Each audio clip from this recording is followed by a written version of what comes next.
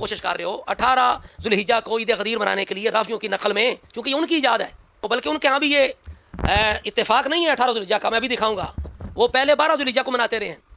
پھر وہ 18 ذوالحجہ، یعنی تفسیر ابن کثیر کے اندر اپنی تفسیر میں مائدہ آیت نمبر 3 الیوم اکملت لکم دینکم، اس کے تحت یہ رد کیا ہے کہ جو کہتے ہیں کہ اس آیت کا نزول یوم غدیر کو ہوا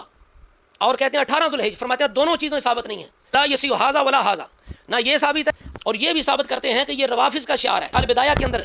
ابن کثیر نے لکھا ہے کہ فرحن بعید الغدیر فقان وقتا عجیبا مشہودا بدعتا شنیعتا ظاہرتا منکرتا، یہ شنیعہ اور منکرہ بدعت ہے